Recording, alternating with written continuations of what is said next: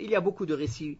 en cela. En résumé, mes frères et mes sœurs, Allah Ta'ala nous a éprouvés par cette maladie, mais cette épreuve, derrière, il y a du bien pour celui qui se repent, qui essaye d'en tirer profit, qui a un bon espoir, qui place sa confiance en Allah subhanahu wa ta'ala, qui a une bonne opinion d'Allah subhanahu wa ta'ala, qui essaye de faire le maximum possible pour profiter de l'entrée de ce mois de Ramadan dans ses conditions spécifiques, en observant son jeûne du mieux possible, en s'éloignant de tout ce qui peut annuler ou diminuer même la valeur du jeûne et sa récompense, comme les mauvaises paroles, comme les disputes, comme le faux témoignage, comme toutes les choses qui déplaisent à Allah subhanahu wa ta'ala. Aussi, il redouble d'efforts dans l'accomplissement de la salat à son heure, dans les prières surérogatoires, les rawatib avant et après salat,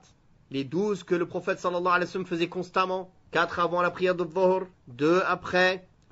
la prière du maghrib, 2 après l'isha et 2 rak'at avant la prière obligatoire de subh et du fajr. Voilà les prières surérogatoires que le prophète sallallahu alayhi wa sallam faisait constamment quand il était résident, quand il n'était pas en voyage. Et parmi ces prières surérogatoires, il y en a 2 qui étaient plus importantes. Les 2 rak'at de sunnat al-fajr, qu'il ne délaissa pas même en voyage, et la prière de l'witr, la prière impaire que l'on fait dans la nuit, ou bien avant de se coucher, ou à la fin de la nuit si on n'a pas peur de se réveiller après l'entrée de l'heure de l'fajr. Donc on en profite pour faire la prière de nuit, en groupe avec la famille, d'un nombre que tout le monde puisse supporter, d'une longueur que tout le monde puisse supporter, puis après, chacun peut faire des efforts seul pour compléter les prières de nuit, et il laissera le witr, à la fin de toutes ces prières de nuit, il fera la prière impaire. Aussi, que l'on fasse des efforts pour lire le Coran, en le méditant, et de finir la lecture du Coran en le méditant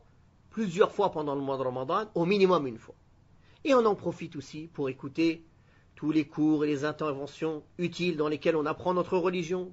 qui sont les causes pour que notre foi augmente. Et si on peut prendre des cours aussi pendant le mois de Ramadan pour occuper notre temps dans le bien, alors voilà beaucoup de choses que l'on peut faire pour profiter de ce Ramadan dans ces conditions particulières de confinement